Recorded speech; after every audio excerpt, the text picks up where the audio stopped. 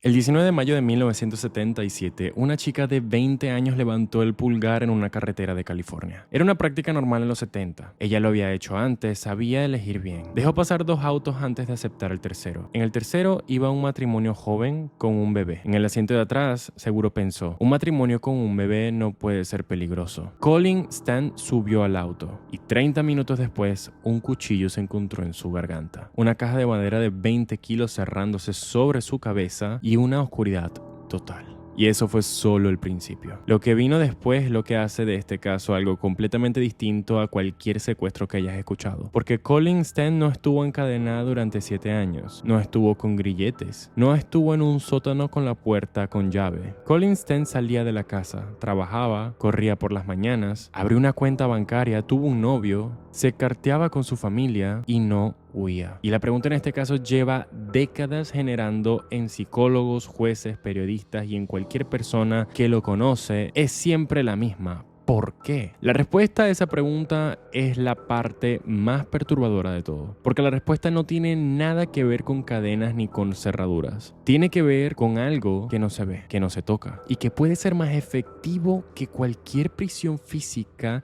que alguien haya construido jamás. Y hoy te cuento absolutamente todo. Buongiorno, buonasera a todos. Se estarán preguntando qué hace Ezequiel pues acostado en una cama como si estuviese pues no sé en la playa y no está sentado pues en el puesto en el que normalmente yo estaba sentado para hacer todos estos videos. Pues amigos, les cuento que desde hace más o menos un año estoy teniendo una hernia discal que me ha prácticamente afectado en todas las actividades que vengo haciendo en mi vida, desde ir a la universidad hasta mi deporte, que es el esgrima, que tuve que dejarlo. Prácticamente la mayoría de las cosas que me gustan hacer tuve que dejarlas de hacer porque me duele muchísimo estar sentado, me duele muchísimo estar parado tanto tiempo. Y este proyecto de YouTube es algo que yo sinceramente he soñado durante muchísimo tiempo y no hay manera que yo quiera dejar este proyecto. Así que me dije, ¿por qué no empezar a hacer videos pues acostado? Porque es la realidad, amigos. Tengo que ser reales con ustedes. Me duele muchísimo mi nervio ciático y estar sentado me duele mucho. Los videos pasados no saben cuánto me ha costado grabar y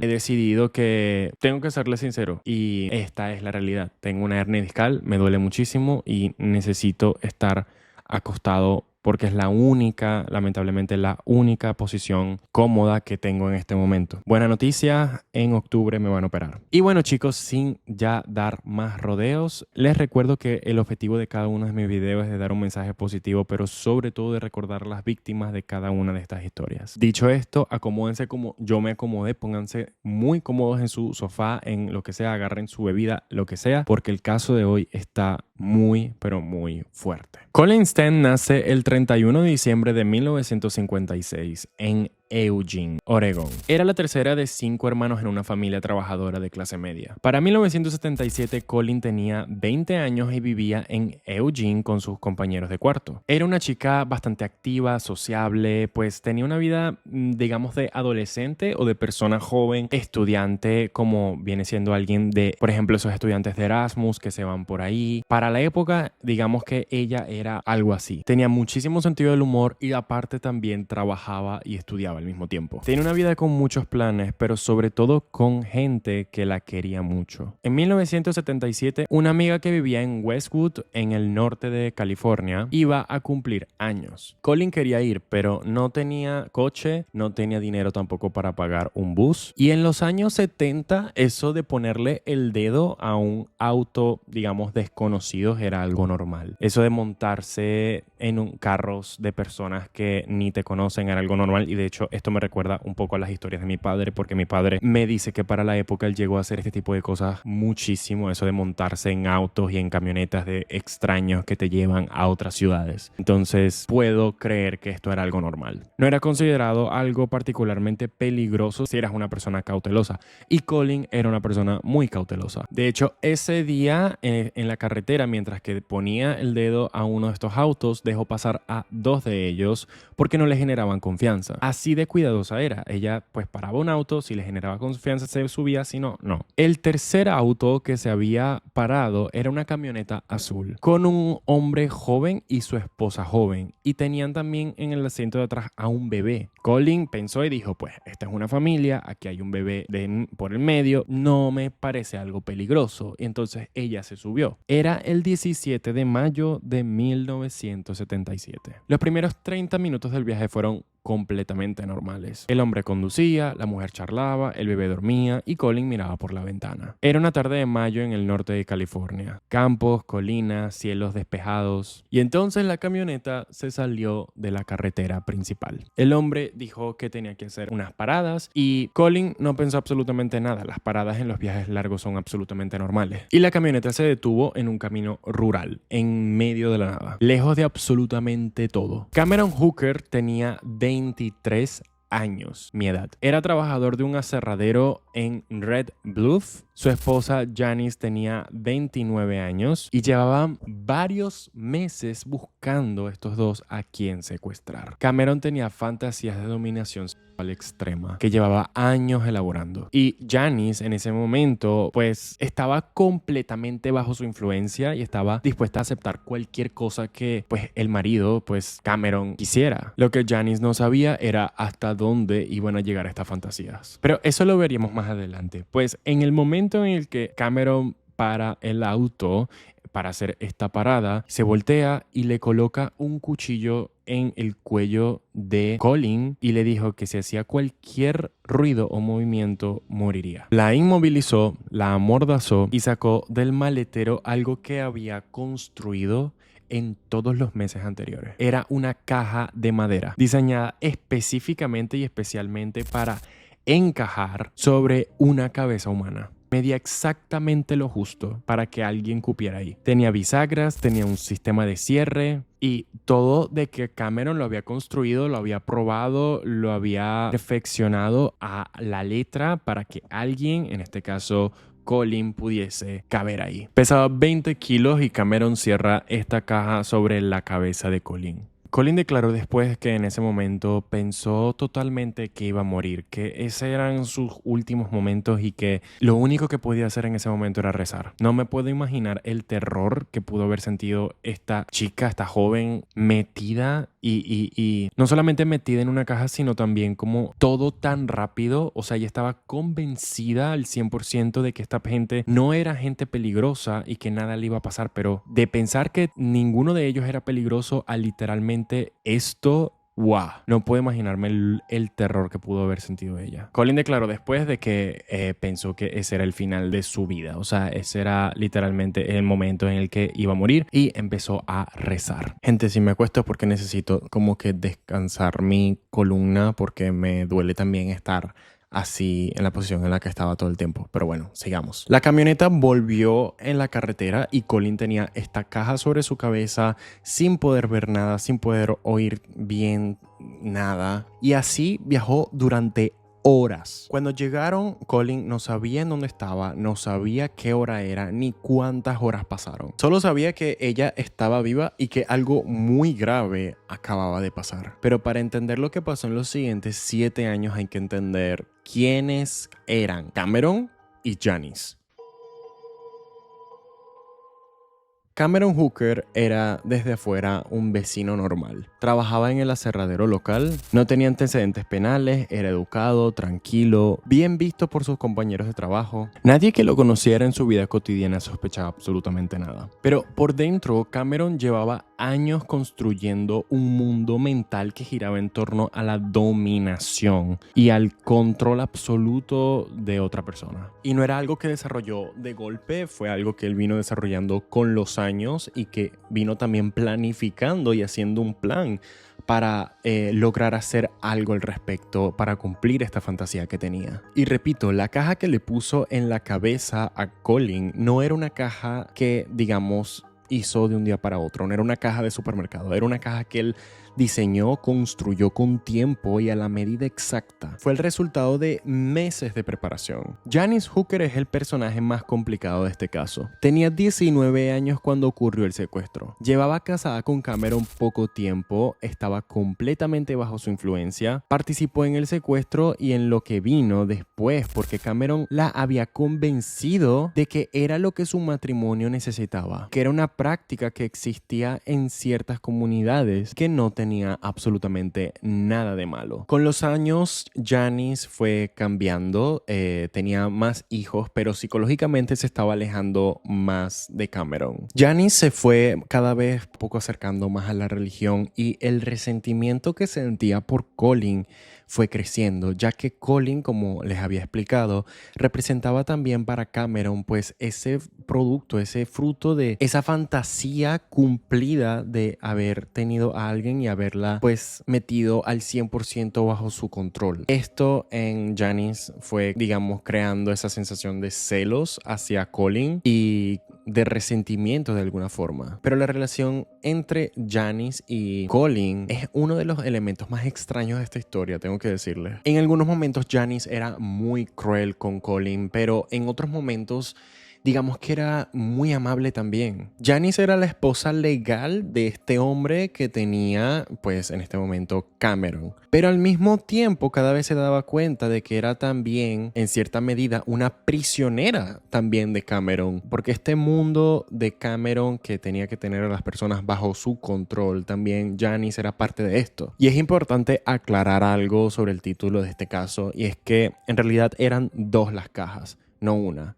Dos. La primera caja era la que Cameron utilizó pues el día del secuestro hacia Colin. Era una caja de 20 kilos que encerraba y estaba pues en el rostro y en la cara de esta persona, que obviamente la prohibía de ver, la prohibía de escuchar, la prohibía de entender absolutamente todo, pero aparte era muy pesada. Imagínense algo de 20 kilos que ustedes tienen sobre su cabeza, una cápsula, no lo sé, algo que literalmente los aísla al 100% de la realidad. Debe ser algo completamente horrible. Entonces esta caja que desorientaba al 100% en este caso a Colin, era esa herramienta de control y como instrumento de tortura desde el primer día. La segunda caja, que es lo que le da el nombre a este caso, era lo que la FBI y los medios de comunicación llamaron como la Slave Box, la caja de la esclava. Era una caja de madera de aproximadamente 130 centímetros y a lo largo por 40 centímetros de ancho y entre 30 y 40 centímetros de alto. Lo justo para que todo un cuerpo humano pudiese caber adentro. Doblado para que la persona no pudiese ni mover las piernas. Cameron construyó esta caja y la construyó en el sótano y luego la metió debajo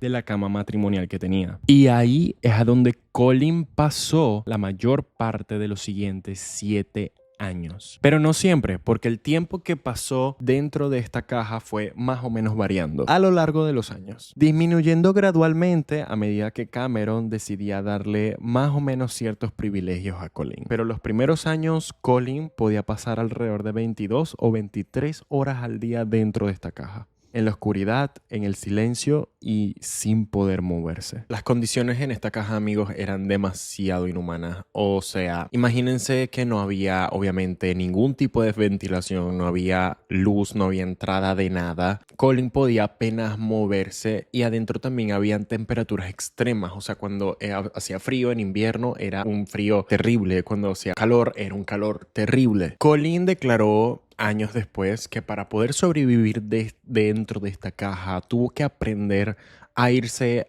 a otros lugares dentro de su mente, a revivir recuerdos felices, a imaginarse conversaciones con personas con quien ella quería hablar. Había dicho, aprendí que podía ir a cualquier lugar con mi mente. Te sacas del momento y vas a algún lugar placentero, con personas que amas, lo que sea que te haga feliz. Era su único espacio de libertad, amigos, la única forma que ella tenía para poder vivir. Los primeros meses dentro de la casa de Hooker eran los meses más violentos. Cameron estableció desde el primer día un régimen de total control físico y psicológico. Colin era golpeada, era abusada también. Era sometida a métodos de tortura que Cameron había planificado de la misma forma y con la misma precisión que había construido estas dos cajas. Pero también hay algo crucial que hay que entender también de Cameron Hooker. Cameron no era un captor caótico. No actuaba desde la ira o desde el impulso. Todo lo que hacía tenía una lógica interna, un propósito, una dirección y el objetivo no era solamente causarle daño a Colin. Su objetivo era doblarla, convertirla en alguien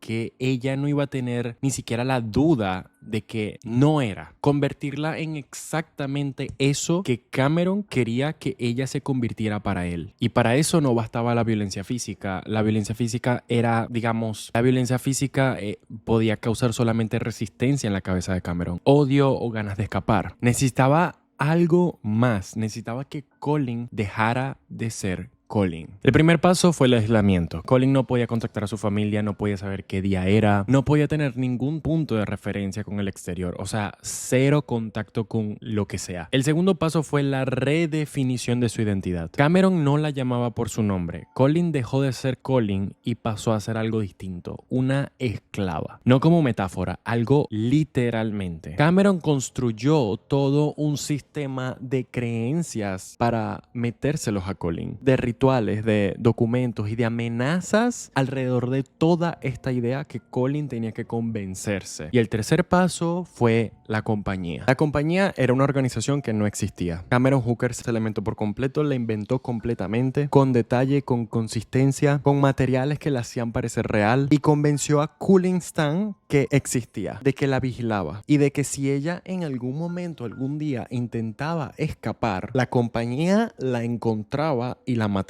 Y no solamente ella, sino a toda su familia. Así de simple fue el plan de Cameron y devastadoramente fue efectivo. Cameron le explicó que la compañía era una organización internacional, que estaban de acuerdo todos y que era una organización de amos y de esclavos que supervisaba al 100% este tipo de relaciones. O sea, se inventó toda esta historia para hacer creer a Colin de que no había manera de que ella podía escapar de todo esto. Que tenía gente por todas partes que monitoreaba a todas las personas y entre esas personas a ella. Que ningún intento de escapar iba a funcionar porque la compañía iba a llegar primero. Y para darle más credibilidad a todo esto y a toda esta narrativa y toda esta historia, Cameron hizo algo que le daba más, digamos, datos escalofriantes que podía causarle muchísimo más miedo a Colin del escapar y de todo esto, y es que le hizo firmar un documento a Colin que se llamaba Contrato de Esclavitud. Era un documento físico con texto, con firmas, con un sello y todo. Cameron se lo presentó como el documento que formalizaba la relación que él tenía con sus amos y con ella. Y Cameron lo firmó, obviamente no porque quisiera, sino porque Cameron le había dicho de que si no firmaba, las consecuencias para ella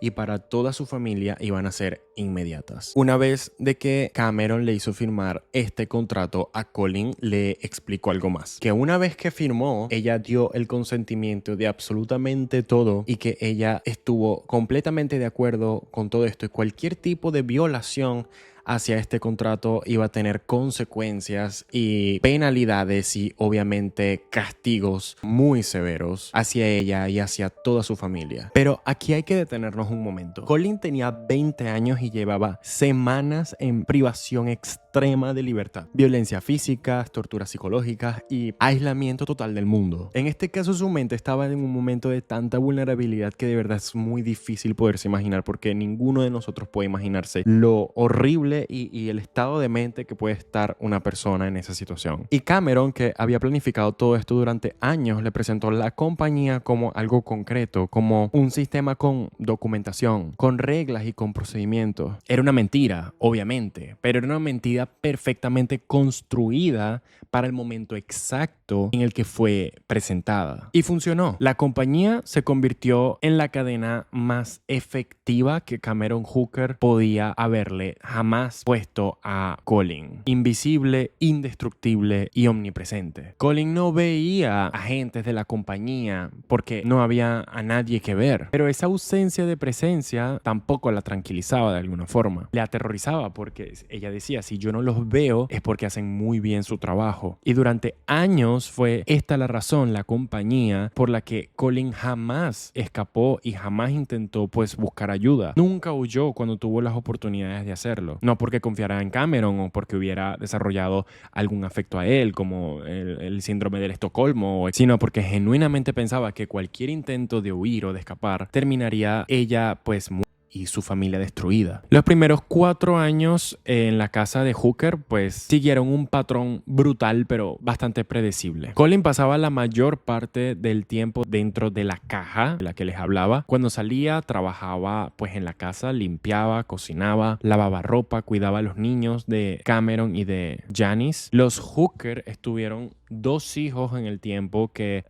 Colin estuvo con ellos y Colin los cuidó como si fuera parte de su rutina. Para esos niños Colin era simplemente pues la persona que vivía con ellos y que pues les ayudaba a hacer las tareas domésticas. Según los psicólogos que estudiaron este caso, Cameron mantuvo este sistema de premios y de castigos clínicamente preciso. Si Colin cumplía todas las reglas, Colin recibía pues privilegios pequeños: tiempo fuera de la caja, comida, la posibilidad de caminar por la casa. Pero si Colin desobedecía o si Cameron quería simplemente reafirmar el poder que tenía en ella, el castigo era inmediato y muy severo. Y los psicólogos al parecer le tienen un nombre a todo este sistema que viene siendo el refuerzo intermitente. Es el mismo mecanismo que hace que las adicciones sean tan difíciles de superar. La alternancia impredecible de recompensas y de castigos crea en el cerebro humano una respuesta automática de hipervigilancia que hace que sea prácticamente imposible poder actuar de forma independiente, con claridad en ninguna situación. El individuo pasa más tiempo, la mayoría de su tiempo, pues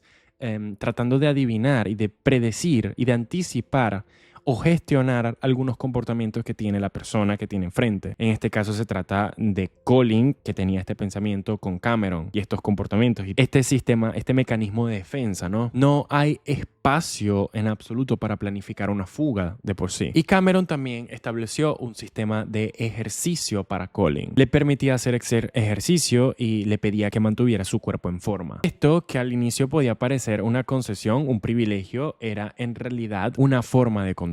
Colin no tenía autonomía ni siquiera de su propio cuerpo para dejarlo deteriorarse, ni siquiera en ese sentido. El punto de las cartas es muy importante porque en algún momento Cameron dejó a Colin poder escribir cartas a su familia. Cartas que eran supervisadas, revisadas y aprobadas por él mismo. Antes de ser enviadas, pues en estas cartas Colin decía que ella estaba bien, que vivía con sus amigos y que tenía un buen trabajo. Y que la familia no tenía absolutamente nada de qué preocuparse. Su familia durante 7 años recibía estas cartas. Pero llegamos en un punto en el que este caso confunde a quien la escucha por primera vez. A partir de aproximadamente 1981, 4 años después del secuestro, Cameron Hooker empezó a darle a Colin la libertad de movimiento. No de golpe, sino gradualmente. Casi imperceptiblemente, como todo lo que Cameron hacía hacia ella. Primero le permitió salir al jardín de la casa, luego le permitió caminar por el vecindario, luego correr. Colin corría por las calles de Red Wolf, en California, sin nadie que la vigilara. Podía hablar hasta con gente que se le cruzaba. Podía pedir ayuda. Podía simplemente no volver. Y en enero de 1984, Cameron le permitió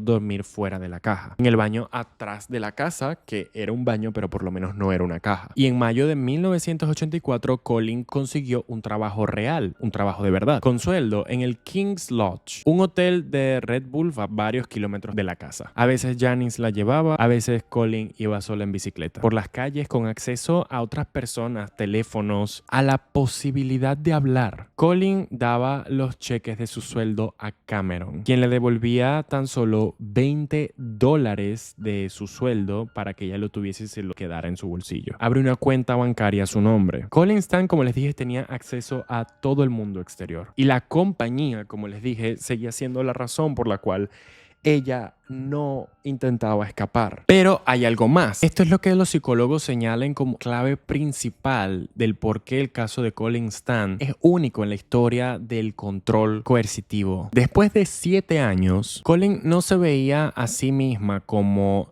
simplemente una prisionera que esperaba la oportunidad de escapar. Colin había internalizado de alguna forma toda la identidad que Cameron quería hacerle creer y hacerle convencer de que era. Y esto no es una crítica a Colin, no les estoy diciendo que esto de alguna forma tiene culpa Colin. En realidad fue el efecto de toda la documentación que Cameron le había hecho a Colin. Este complot y toda esta historia que le hizo sobre la compañía fue lo que hizo de por sí que en la cabeza de Colin ella ya no era Colin, sino que pasó a ser realmente una esclava. Fue un total control coercitivo prolongado. La víctima no solo obedece las reglas del captor, sino que empieza a ver el mundo a través de la categoría que el captor le dio a esta persona. Cameron no solamente la había amenazado con la compañía, sino que la había educado y le había hecho tener una visión del mundo en la que su situación tenía lógica y en la que su situación era normal. Tenía reglas, tenía incluso una especie de significado. Y cuando alguien ha vivido durante años dentro de este sistema, el acto de romperlo no se siente como liberador. Se siente como una traición a la única realidad que conoce. Y hay además de todo esto otro elemento que viene siendo el miedo. No el miedo genérico al captor, sino el miedo específico y concreto a la propia compañía. Para 1984, Colin llevaba 7 años totalmente convencida de esta organización peligrosa y omnipotente que la estaba vigilando a cualquier lado que ella iba. Que habían agentes en la ciudad, que cualquier persona con quien ella hablara podía ser uno de ellos. Ese miedo no desaparece porque así ella tuviese como esas oportunidades de escapar, de huir, de un acceso a un teléfono. Para ella, cada vez que tenía ese tipo de oportunidades era una trampa posible para esta gente. Y durante el periodo en el que Colin tenía un trabajo y salía sola al mundo exterior, conoció a un hombre que lo llamaremos Pat. Empezó una relación romántica, con salidas, con afecto, con intimidad, pero Pat no sabía en absoluto qué era por lo que estaba pasando Colin. Y Colin nunca le contó absolutamente nada. Pat pensaba que estaba saliendo con una chica normal, común y corriente, que vivía en casa de amigos. ¿Cómo es posible que alguien con quien tienes una relación romántica, con quien sales,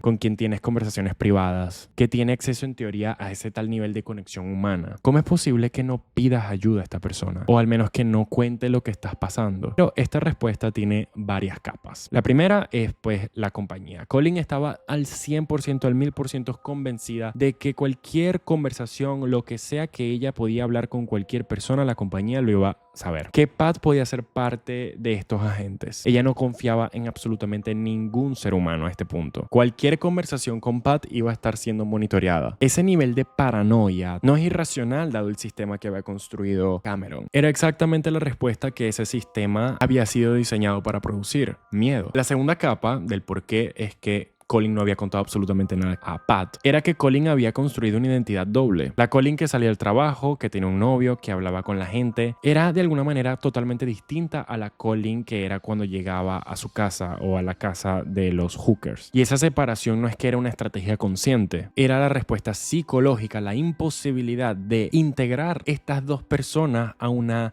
realidad coherente. Y contar la verdad en ese momento habría sido como colapsar la separación. Y colapsar esa separación habría tenido el significado de enfrentarse de golpe a todo lo que habría sido su vida durante 7 años. Y el cerebro humano, en las condiciones del trauma extremo que ella estaba viviendo, resiste absolutamente a todo esto. Pat era la única persona en el mundo con quien Colin tenía algo parecido a una vida normal. Y paradójicamente, esto hacía la situación más difícil, no más fácil. Romper el silencio. A principios de 1984, Cameron Hooker hizo un anuncio. Le dijo a Janice que quería que Colin se convirtiera en su segunda esposa. Y es necesario detenerse aquí para que se entienda y ustedes entiendan bien qué significaba esto en el contexto de este caso. Para Cameron, Colin no era solamente una esclava, era también un sistema de creencias, algo más cercano a la relación de un simple instrumento de dominación. Cameron habría invertido 7 años en moldear a Colin, en construir su identidad, en crear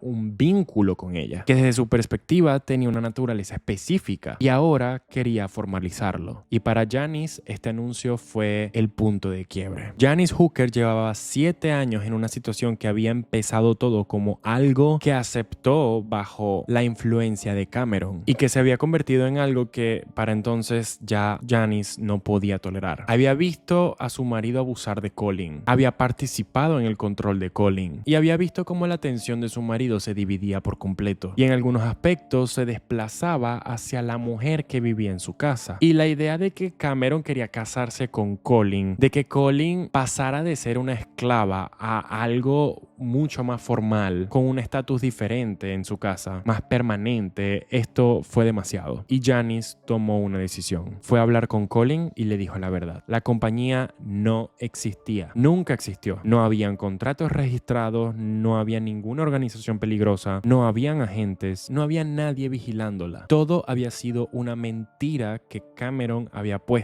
inventado para mantenerla controlada. 7 años de miedo, construidos sobre una mentira que Cameron Hooker había concebido antes de que Colin Stan subiera a su camioneta. Y en agosto de 1984, Colin Stan se fue. Y no fue una huida dramática en medio de la noche, no fue un rescate. Colin simplemente se fue, así, de un día para otro. Fue a una estación de autobuses, llamó a Cameron Hooker y le dijo que no iba a volver. Y se tomó un autobús de vuelta a su familia. Tomó el autobús y lo que hizo primero fue llamar pues al hombre que la mantuvo 7 años secuestrada dentro de una caja para decirle que se iba, y según los registros respondió llorando. Y esta parte es reveladora porque incluso en el momento en el que ella estaba escapando, incluso en el momento que ella sabía que nada le iba a pasar, esto muestra cómo Colin hasta en ese momento todavía seguía operando desde el miedo que Cameron le había metido en su cabeza. Volvió con su familia, no los había visto, imagínense, en 7 años. Las cartas que ella les había enviado los habían tranquilizado de alguna forma, pero obvio no eran sustituto real de la presencia de su hija. Colin llegó a casa delgada, con efectos visibles del tiempo que había pasado, pero entera, y no llamó a la policía. Durante los meses siguientes, Colin siguió llamando a Cameron por teléfono regularmente, imagínense. Janice le había pedido que le diera tiempo a Cameron para que pudiese cambiar, y Colin, que todavía no había procesado absolutamente todo lo que había pasado, accedió. 3 meses después de que Colin se fue, Janice Hooker llamó a la policía, y en noviembre de 1984, Janice Hooker se presentó en la comisaría de Red Wolf y contó absolutamente todo. Contó el secuestro, contó lo de la caja,